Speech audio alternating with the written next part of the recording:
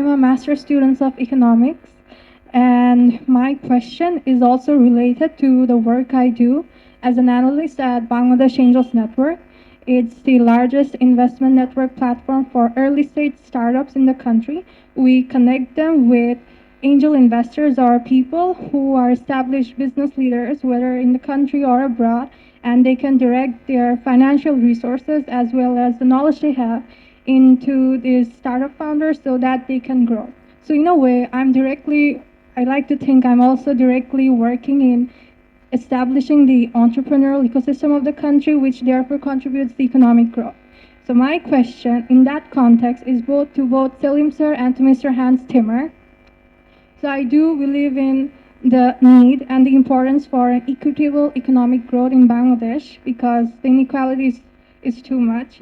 At the same time, I like the part about the deals and how they have played a role in Bangladesh emerging as a strong economic force. Plus, one of our goals is to direct investment in startups which contribute to society like education and health as well, other than just profits. And we are also looking to invest more in women-led businesses. So that's the context. So my question is this. So when you're talking about deals, under which component or the subgroup of the deals do startups fall under, as well as how can we overall as an economy help the startups to grow in a way that can contribute to the productive economy or that can bring more people under this. Yeah. So no, thank you very much. I think startups, especially the issue of startups, and it's a huge potential, and we know that. But there at the same time, we also see they face a lot of challenges, and because I also talk to many of the people, and especially young, they have come up with many ideas. But the problem is, at the policy level, there are issues, and also at the same time, there are some structural problems in terms of giving the right kind of facilities like access to credit and several other issues and skill development as well. You mentioned about the deals. I think still it's not very ordered, I would say, because still they're struggling in many cases. Some of the success cases I have seen that those who are very close to make a very good deal or probably they have survived, but others they actually could not continue their business. But I think more research is needed, of course, because it's a very new area. And definitely, I fully agree with you that this is a very high potential.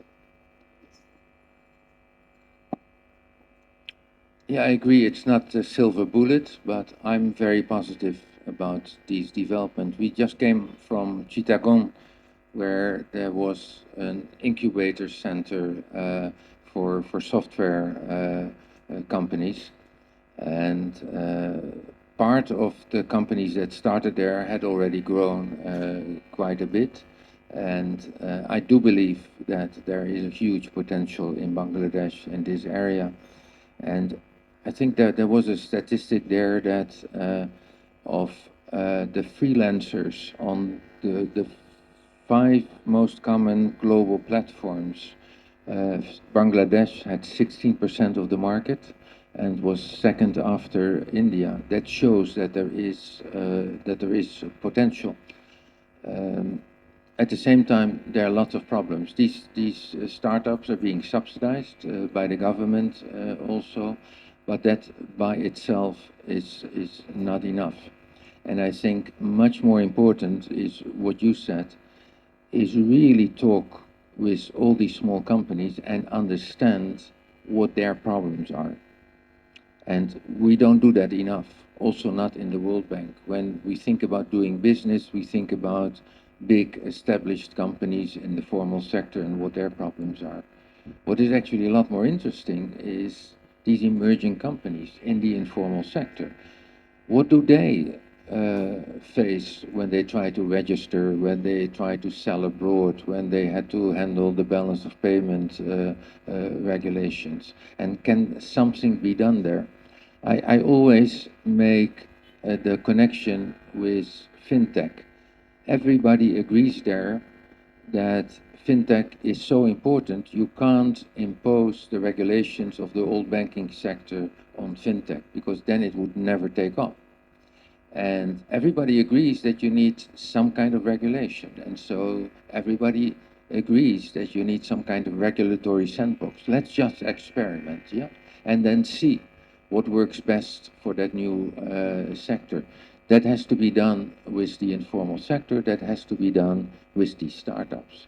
Just follow them, understand what the problem is, and solve those problems. Yeah, I think that is a lot more important than the subsidies, because in Bangladesh, many of these companies, if they don't encounter all kinds of obstacles, they can be competitive. What